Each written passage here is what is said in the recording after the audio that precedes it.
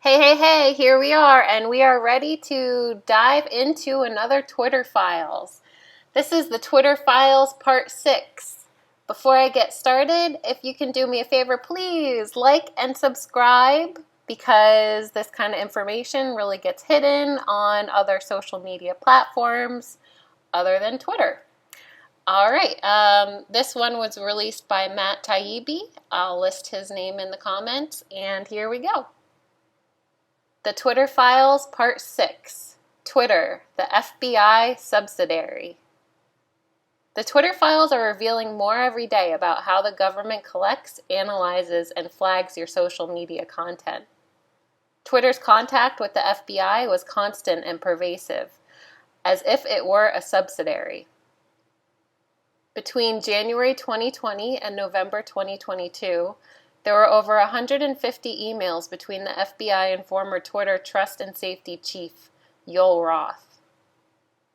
Some are mundane, like San Francisco agent Elvis Chan wishing Roth a Happy New Year, along with a reminder to attend our quarterly call next week.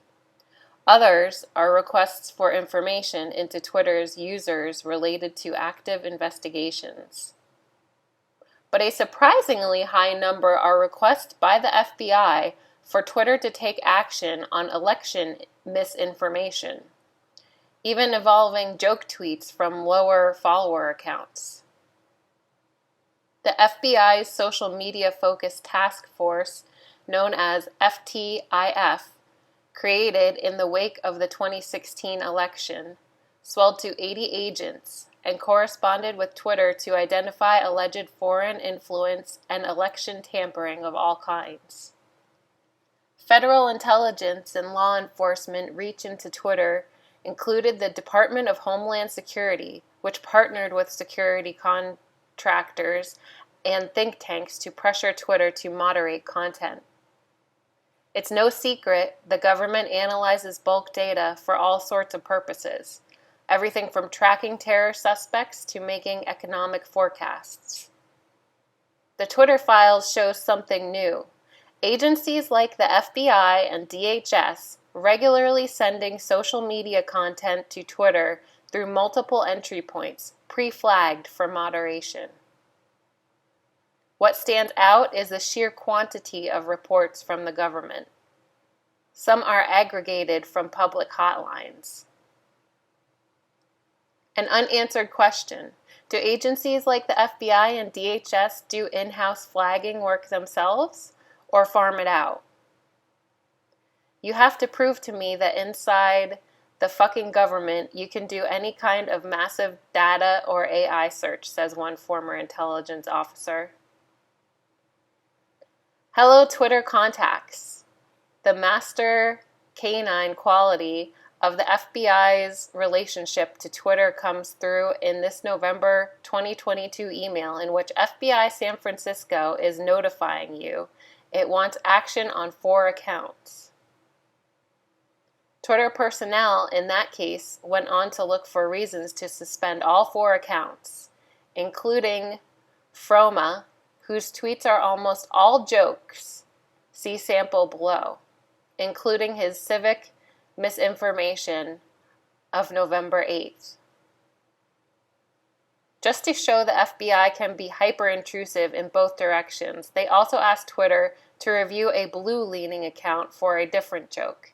Except here, it was even more obvious that Claire Foster, PhD, who kids a lot, was kidding. Anyone who cannot discern obvious satire from reality has no place making decisions for others or working for the feds, said Claire Foster, PhD, when told about the flagging. Of the 6 accounts mentioned in the previous 2 emails, all but 2, Claire Foster, PhD, and From Ma, were suspended. In an international email from November 5th, 2022, the FBI's National Election Command Post, which complies and sends on complaints, sent the San Francisco field office a long list of accounts that may warrant additional action. Agent Chan passed the list on to his Twitter folks. Twitter then replied with its list of actions taken. Note, mercy shown to actor Billy Baldwin. Many of the above accounts were satirical in nature, meaning joking. Nearly all, with the exceptions of Baldwin and RSB Network, were relatively low engagement, and some were suspended, most with a generic "Thanks, Twitter" letter. When told of the FBI flagging, Lexatola replied, "My thoughts initially include 1. Seems like prima facie a 1A violation. 2. Holy cow, me, an account with the reach of an amoeba. 3. What else are they looking at? I can't believe the FBI is policing jokes on Twitter. That's crazy," said Tiberius444. In a letter to former Deputy General Counsel and former top FBI lawyer Jim Baker on September 16, 2022, legal exec Stacia Cardelli outlines results from her soon-to-be weekly meeting with DHS, DOJ, FBI, and the Office of the Director of National Intelligence. The Twitter exec writes, she explicitly asked if there were impediments to the sharing of classified information with industry. The answer, FBI was adamant no impediments to sharing exist. This passage underscores the unique one big happy family vibe between Twitter and the FBI. With what other firm would the FBI blithely agree to no impediments to classified information? At the bottom of that letter, she lists a series of escalations apparently raised at the meeting, which were already handled. About one, she writes, flagged a specific tweet on Illinois use of modems to transmit election results in possible violation of the civic integrity policy, except they do use that tech in limited circumstances.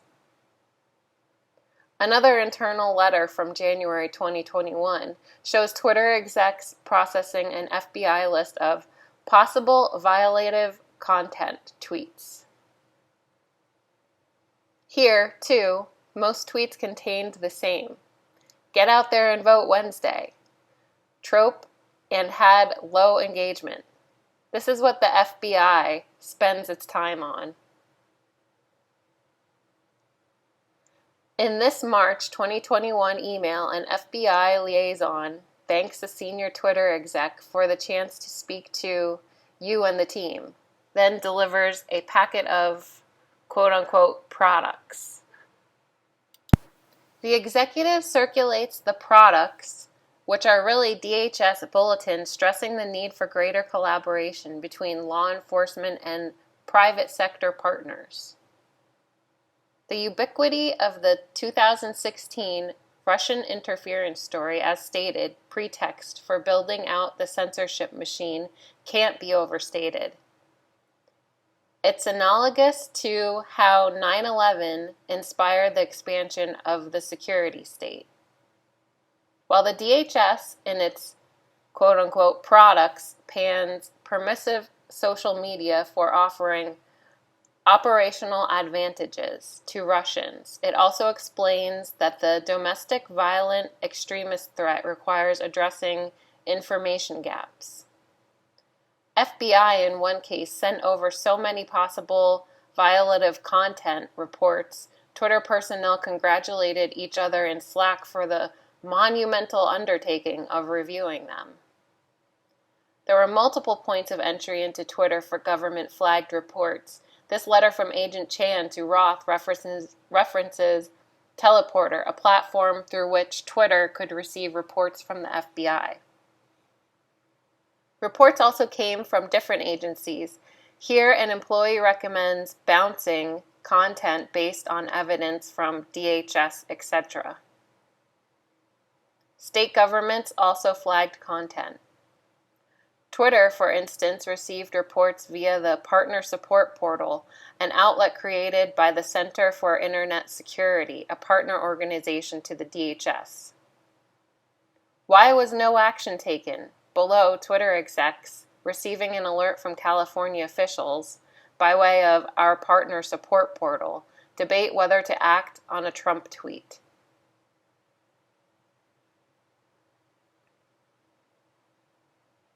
The Trump tweet that was in question was, Trump tweeted, California hired a pure Sleepy Joe Democrat firm to count and harvest votes.